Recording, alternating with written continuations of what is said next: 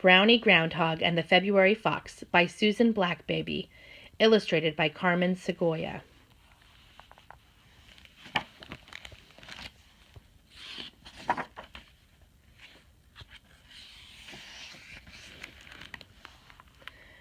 On the second day of February, a groundhog named Brownie woke up.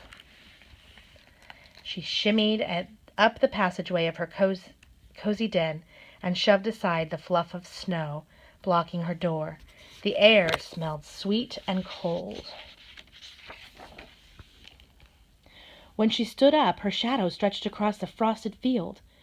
"I was afraid of that," said Brownie. "Shadows mean more winter, and more winter means waiting." "Wait, wait, wait," Brownie stomped her foot. "Phooey!" A small, scrawny fox heard Brownie grousing. His ears twitched. He licked his chops and crouched to pounce.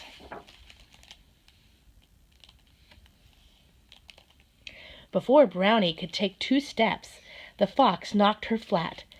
Brownie's basket went flying as they tumbled into a snowbank. The fox panted and puffed.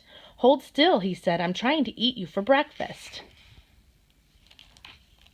"Don't be silly," said Brownie, wiggling free. "You're too late for breakfast." "Really?" said the fox. "What about lunch?" "Too early," said Brownie. "You'll just have to wait." "I hate waiting," said the fox. "I know what you mean," said Brownie. Brownie picked up her basket and crunched across the clearing, leaving tracks in the snow. The fox scampered along beside her. "I don't suppose you've noticed any sign of spring," said Brownie. The fox's tummy grumbled. "You?" he said. "Besides me," said Brownie. "Then no," said the fox. Brownie listened for tweets and twitters, but didn't hear any. She looked for shoots and sprigs, but didn't see any. "Fiddle," said Brownie. "Not a single smidge of spring." When they came to the pond, Brownie stopped to listen. "Not a clink or a crackle," she said. "This icy ice is solid, frozen solid." Brownie sat down under a tree and scowled. "Drat," she grumped. 6 weeks to wait and nothing to do." "Lunch?" suggested the fox. His little claws looked sharp. Brownie scooted out of reach. "You can't eat yet," she said. "You haven't worked up an appetite." "I feel appetite-y," said the fox. "Well, you aren't," said Brownie. "Why don't you clear the snow off the pond? That might do the trick."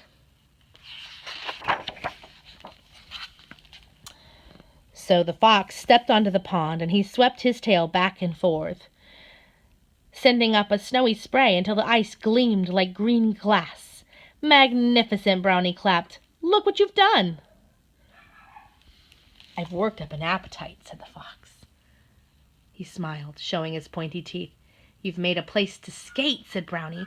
She wrapped her scarf around her neck. "Come on," she said. "Nothing works up an appetite like skating."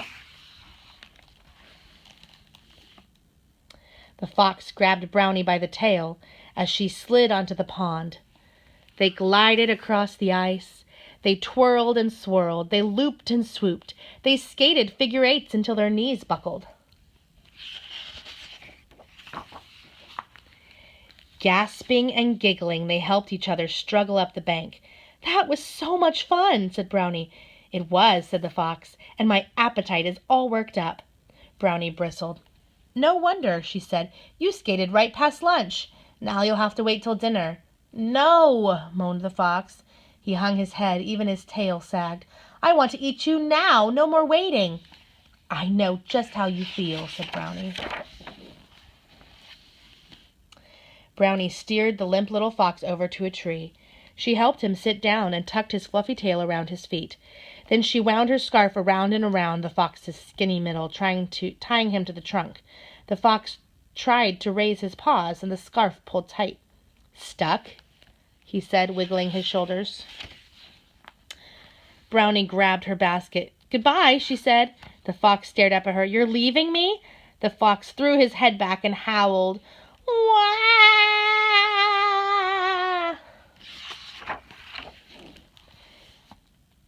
"Hoop, hoop, hoop, poof, poof, poof." Brownie took 3 steps quickly up the path, glad to be on her way. "Hop, hop, hop, hop, hop, hop," sobbed the fox.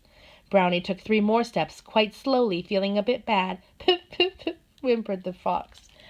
Brownie stopped and turned around.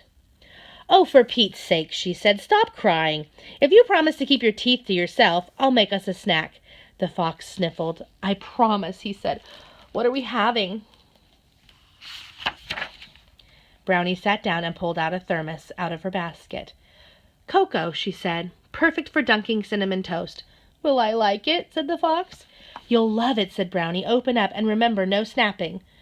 Brownie popped a tasty tip of soaked toast into the fox's mouth and then took a piece for herself.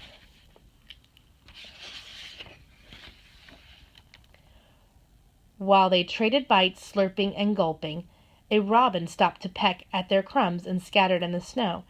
She teased a piece of yarn from Brownie's scarf and then fluttered up to the tree. "Look," said Brownie, "our first sign of spring." "Besides you," said the fox.